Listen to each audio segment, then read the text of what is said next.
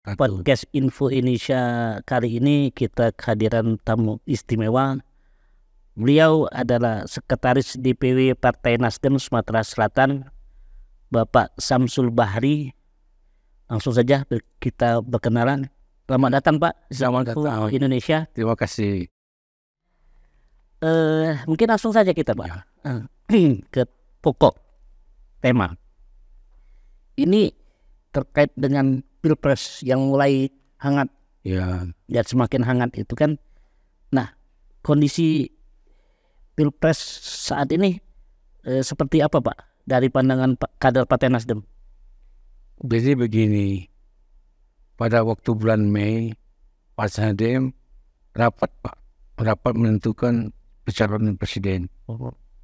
Nah, salah satunya ada 5 yang kita calonkan calon presiden itu. Salah satunya adalah Anies. Nah, alhamdulillah Ketua DPP kita, Bapak Surya Paloh, memutuskan Anies jadi calon presiden. Nah, pada waktu itu kita bernegosiasi. Masuklah Partai Demokrat, PKS, Nasdem. Kita mendapatkan hampir 28% syarat yang harus 20% syarat itu. Alhamdulillah. Ini berjalan Pak, berjalan sampai 1 tahun lebih jalannya itu.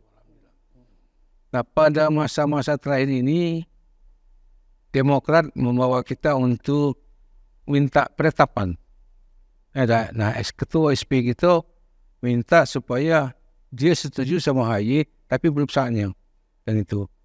Tapi mencari celah siapa yang terbaik. Karena Nasdem berpikir adalah bagaimana untuk menjadikan negara ini menjadi negara yang adil sesuai dengan Undang-Undang 45. Itu aja paling kita lakukan. Itu lain tak kati kita ada image lain tak punya gitu. Artinya bagaimana kita untuk membangun bangsa dan negara inilah. Itu situ-situ Nasdem untuk Partai Perubahan ini. Masuknya nama Muhaimin Iskandar tentu menjadi kekuatan baru para kader di Sumatera Selatan dan Indonesia umumnya gitu Pak ya. Sejauh mana proses perjuangan yang akan dilakukan nanti ke depannya? Jadi begini, bahwa Mas Caimin ini punya pandangan baru gitu Pak. Nah, pandangan baru ini sehingga Partai Demokrat keluar dari koalisi kita, hasil perubahan ini. Ya kita tidak bisa berbuat banyak, itu punya kewenangan dari Partai Demokrat itu. Yang kita inginkan adalah Caimin masuk ini dia punya basicnya Pak. Di Jawa Timur, Jawa Tengah, Jawa Barat dia. Nah, dengan pertambahan Jawa Timur, Jawa Tengah dan Jawa Barat ini, elektabilitas popularitas semakin naik. Itu insya Allah kita lakukan itu, Pak. Jadi saya yakin dan percaya bahwa Nasdem ke depan adalah menjadi partai pemenang. Itu. Terkait elektabilitas tadi yang disampaikan Bapak, dari hasil survei juga Anies selalu nomor 3. Prabowo nomor 1, Ganjar nomor 2. Apakah percaya itu Bapak? Jadi begini, setelah kita berkomunikasi sama tim-tim Anies, bahwa dia tidak punya ego yang tinggi.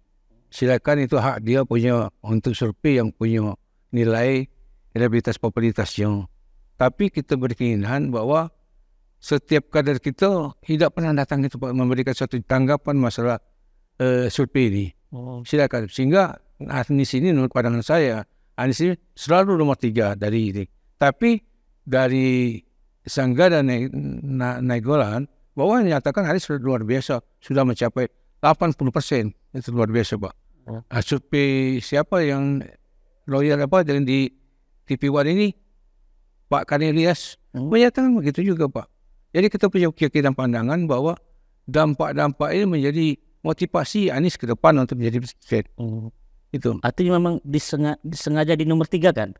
Bisa baik Pak. Itu kan misalnya ini semacam tempahan mungkin bisa tempahan, bisa begitu, bisa bayaran, bisa itu juga.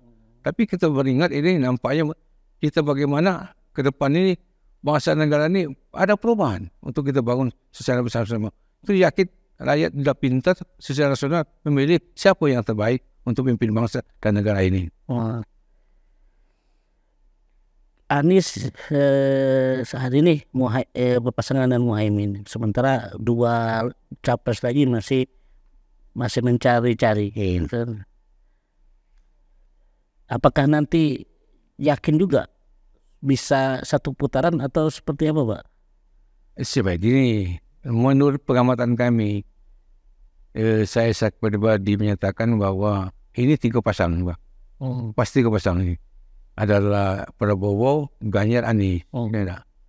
Nah, kalau satu putaran bisa terjadi, 2 putaran bisa terjadi, tergantung. Kalau 2 putaran saya yakin itu Prabowo sama Anies. Prabowo yang Anies 2 putaran. Kalau 2 putaran, itu insya Allah kita lakukan. Itu keinginan Nasdem itu cukup 1 putaran. Jadi efisiensi menghemat uang negara. Ya. Itu. Apa yang membuat Bapak yakin di 2 putaran nanti Anies dan Prabowo?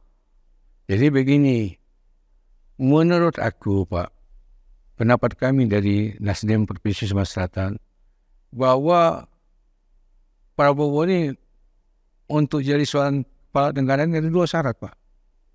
Syarat pengalaman, syarat punya knowledge, pengetahuan. Nah, yang mendekati syarat itu adalah Prabowo dan Anies. Anies pernah jadi rektor, pengalaman menjadi gubernur. Pengetahuannya luar biasa Pak dia. Pengetahuan Anies itu. Jadi mendekati syarat itu adalah Prabowo sama Anies. Itu ya. Iya, menurut aku. Ya. Oh ya. Kalau kita tarik ke Sumatera Selatan, ini nama Anies dan Prabowo juga cukup kuat. Alhamdulillah Pak. Itu kan. Tanpa mengindahkan Ganjar Pranowo juga. Bagaimana kader-kader upaya-upaya kader Nasdem di Sumatera Selatan ini untuk memenangkan Anies Muhaimin, Pak? Jadi begini, Nasdem di Provinsi Sumatera Selatan dipimpin oleh Herman Deru ini kita punya visi-visi luar biasa Pak.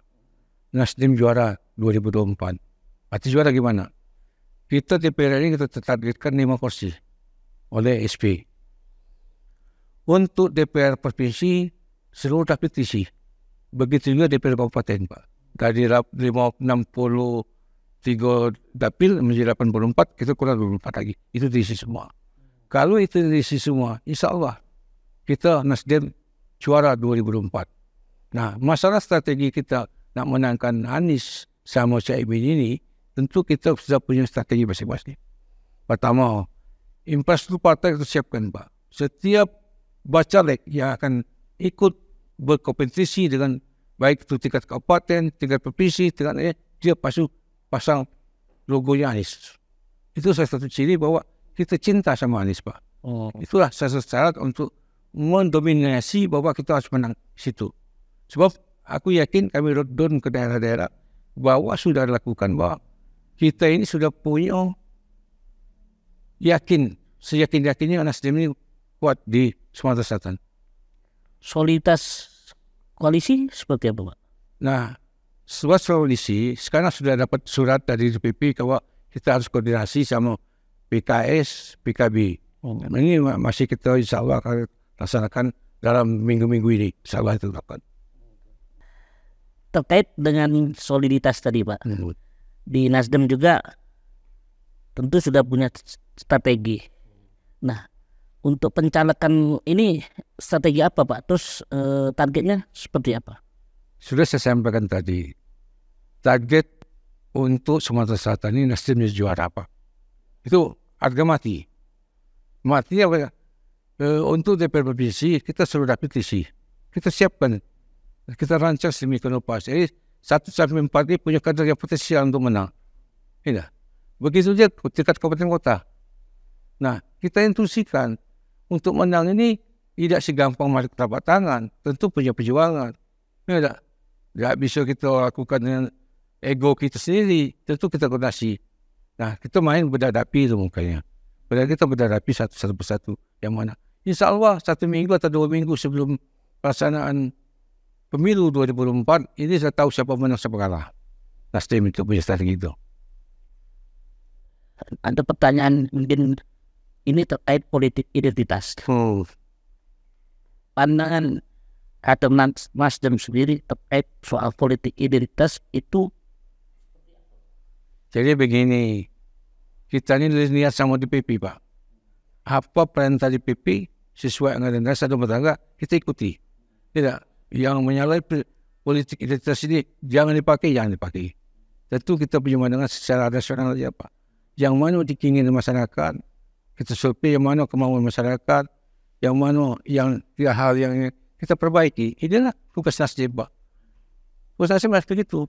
Jadi kita lihat ke DPP.